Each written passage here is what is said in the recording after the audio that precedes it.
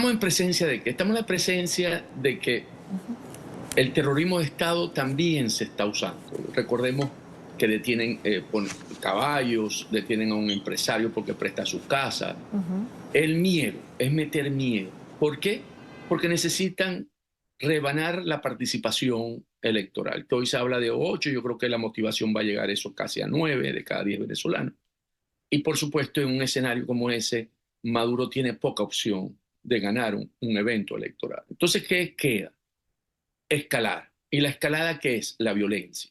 Entonces, estamos entrando, a falta de 2 domingos, dentro de 2 domingos, el pueblo venezolano estará votando y los venezolanos que puedan en el exterior por una elección presidencial. Entonces, escalan a la violencia como un nivel superior a lo que hoy vemos ya a nivel de terrorismo de Estado. Ya el miedo va escalando aún más. Y ayer lo que mostraron fue por primera vez ese grado de violencia. Vamos a ver escenarios de violencia, ¿verdad? En lo que resta de estos 2 semanas, porque Maduro en su escenario de que puede ganar robándose la elección, tiene que bajar los niveles de participación y que la gente tenga miedo en ese momento de una elección donde el pueblo tomó una decisión. El pueblo está ya hoy convencido de que quiere un cambio en Venezuela y también es una gran mayoría de ellos. Ahora, Antonio, fíjate una cosa, represión ha venido existiendo, es decir, no es ayer nada más. Presos hay varios dirigentes de varios niveles. Sin embargo, cada concentración pareciera superar la otra. A lo que yo me pregunto, ¿funciona el terrorismo de Estado para algún sector en particular? Lo que buscan es el sector popular, el pueblo. Y el pueblo no tiene miedo. El pueblo, porque no tiene nada que perder, tiene mucho que ganar. La libertad, que es lo que podríamos estar viendo cuando ves el terrorismo de Estado y que me cierren mi negocio, no es un elemento que hoy el pueblo lo ve directamente, porque prefiere hoy la reunificación familiar y poder ver un futuro mejor, que es lo que están buscando, porque ellos son los que sufren los servicios eléctricos, no tener el dinero suficiente para comprar una cesta básica que está en $500 y apenas el salario está en $3, ¿verdad? Ese pueblo no pierde nada y por eso no tiene efecto esta medida. Estas medidas no están surtiendo un efecto. Y lo que te demuestra cuando dices en cada manifestación le ponen más barreras. Ayer lo que hubo fue una guarimba en Carabobo de parte del régimen para que no llegara la gente al punto de concentraciones y no lo lograron tampoco. Lo que te dice que hay una decisión ya tomada por muchas barreras que pongan. El domingo 28 de julio va a salir ese pueblo a votar. Si tiene que esperar 10 horas en cola, va a esperar 10 horas, porque está decidido a materializar ese día el cambio que ya se dio. Lo que no están leyendo bien la realidad es el régimen. Cree en una ingeniería electoral, en unos números que sacan, y me imagino que detrás de eso está Jorge Rodríguez, porque fue presidente del CNE, de que tienen una opción para poder mostrar unos resultados que les favorezcan robándose la elección. Y creo que esa lectura es equivocada. Están llegando a un momento donde ahora usan el elemento militar, que si no ganan va a haber un alzamiento militar para defender a la revolución. Es volver a usar el miedo otra vez porque son los que tienen las armas, pero no deben, olvidan que la familia militar es igual a la familia civil en Venezuela. Hoy la familia militar sufre igual que el pueblo venezolano. Entonces, eso no va a ocurrir porque además los militares en un proceso electoral defienden el proceso electoral porque es el voto lo que todos coinciden, que es la manera de poder hacer el cambio que hoy requiere Venezuela hacia una sociedad democrática donde todos nos encontremos y podamos vivir en libertad. Y porque los militares, Antonio, finalmente son los garantes de la Constitución, son los que mantienen la paz de la República y no están para sostener a quien no quiere dejar el poder. Es decir, su deber está con la Constitución. Totalmente. Hagamos números. Supongamos que el mundo tenga 7 millones de votos. Vamos a poner un número rápido ahí, muy rápido. De eso, que se robe la elección, Maduro. De eso, que salgan a protestar, a reclamar por su victoria, el 10%, que es poco, son 700.000 personas. De eso, que protesten en Caracas, ¿qué? 200.000, y te quedan 500.000 en el resto del país. ¿Qué? Yo no veo una Fuerza Armada saliendo a matar un 10% de esos 70.000 personas. No, ¿cómo? Eso no entra dentro de ese escenario. Eso no va a suceder.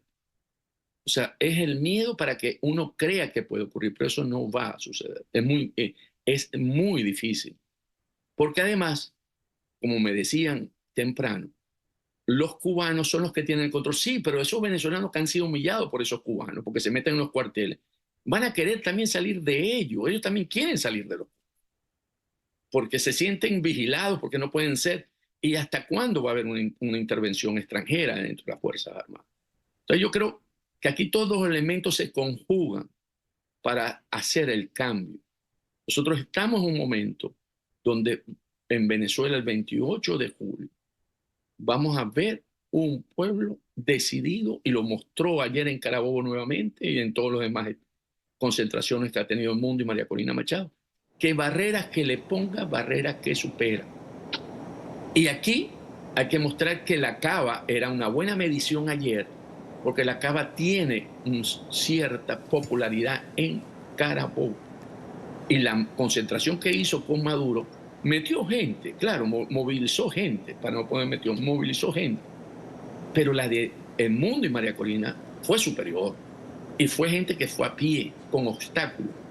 Y eso quiere decir que tiene mucho más importancia, porque tienen la determinación de hacer cumplir su voluntad de cambio. Hay un elemento, Antonio, que mencionaste, que podemos resumir en una palabra: obstáculos. Obstáculos que se le pone a la gente para llegar, para complicar su presencia en las concentraciones o en las marchas.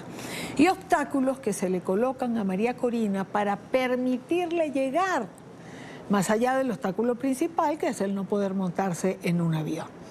Pero se le trancan las autopistas, son capaces de romper avenidas, ponen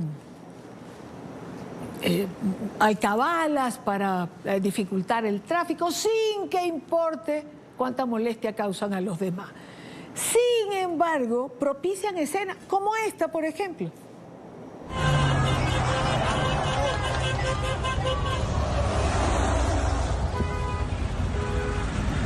María Corina no la dejan pasar, ella se baja y camina, y eso le da la oportunidad de hablar con esos militares que ven allí, por ejemplo, y de tener un intercambio con ellos.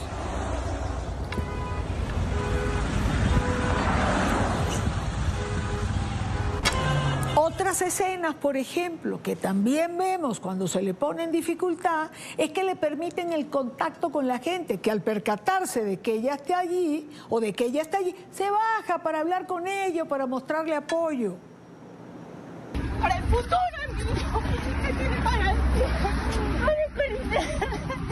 por Venezuela, por nuestros hijos. Me pregunto, Antonio, ¿realmente esto es una buena estrategia, sumarle esas características épicas a lo que ya la gente considera de verdad una gesta de María Corina al cruzar el país? Totalmente. Estamos en un escenario donde se está formando, ya es un mito, ya María Corina es un mito.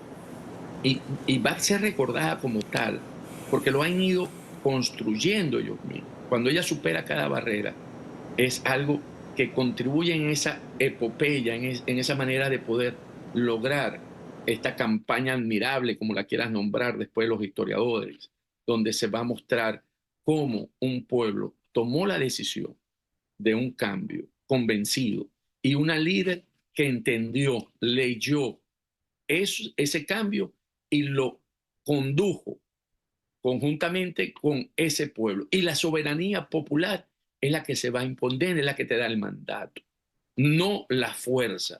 Porque si el escenario del fraude de Maduro, que pareciera que es hacia dónde va, cree que va a poder materializarlo, está equivocado, porque no va a poder. Aquí tenemos que también tener claro que nuestra mayor arma es la elección. Por lo tanto, nuestra defensa ante el fraude es el acta electoral.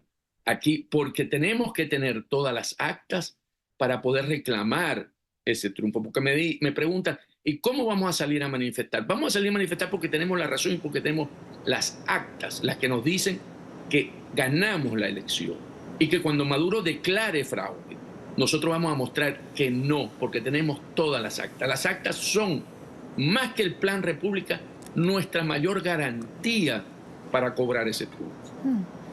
El Plan República lo que nos va es a respaldar, a acompañar, porque lo logramos. Pero son las actas. Sin las actas nos va a costar mucho. Porque cuando vayamos a reclamar y no tenerlas, la comunidad internacional nos va a decir lo de siempre. Ustedes siempre dicen que son mayoría, pero no lo materializan y no podemos probarlo. Entonces, aquí el secreto ese día es tener las actas, que es la que nos asegura el cobre y nos asegura el respaldo de las Fuerzas Armadas, de la comunidad internacional, de todos los factores democráticos que podemos llegar a decir y podemos protestar pacíficamente exigiendo que se respeten los resultados y la soberanía popular.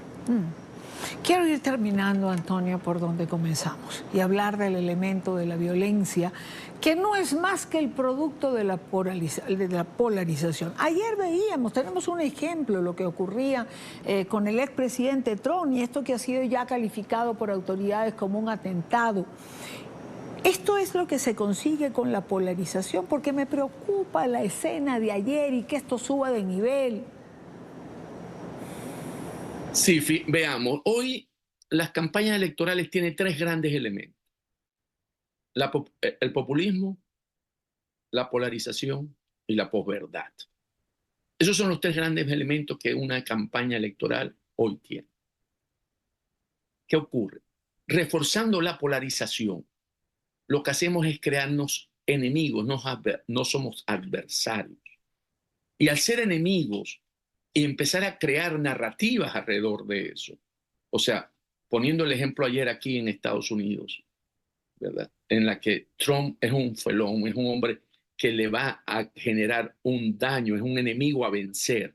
Genera este tipo de comportamiento. Cuando Maduro tiene discurso contra la parte de la oposición en términos de mostrar lo que son los que van a destruir el país y que son los que genera un discurso de enemigos y no un discurso de adversario, que es como debe ser, porque nos reconocemos como adversarios y por lo tanto no busco eliminarte.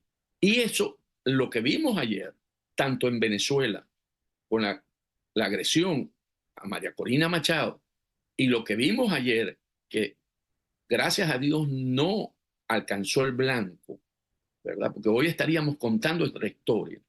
No puede seguir ocurriendo. Y aquí los responsables son los líderes de ambas partes, que tienen que converger a un discurso de adversario y no de enemigos. Estoy diciendo en Estados Unidos, no en Venezuela. Yo sé, en Venezuela tenemos un discurso de adversario para la oposición. Antonio, estamos a 14 días de ese 28 de julio. ¿Cómo visualizas tú este tiempo que dista entre ahora y esa fecha? Yo veo en una expresión simbolizarlo, mano tengo fe. Porque la fe es la certeza de lo que se espera, la prueba de lo que no se ve. Y ese mano tengo fe es lo que nos ha permitido unirnos, ¿verdad? Ante uno, y lo hicimos con la Vinotinto. La Vinotinto nos inspiró en esa fe que tenemos que iba a ganar y logró su objetivo. Y allí creo que todos debemos unirnos esa vez, ¿verdad? En esa sola frase. Porque es el reflejo de la tenacidad del pueblo venezolano. Una manifestación que esta vez se acabó el miedo y la unidad no tiene otra salida sino que la victoria. Porque es un lema que fortalece el tejido social y cultural de la nación. A pesar de las adversidades, sigue creyendo en un mejor futuro en la mano de Edmundo González y María Corina. Mano, tengo fe. Me quedo con esa frase y con esa que me encantó. La fe es la prueba de lo que no se ve. Antonio de la Cruz, gracias por acompañarnos este domingo. Muy amable y todos con Colombia para esta noche.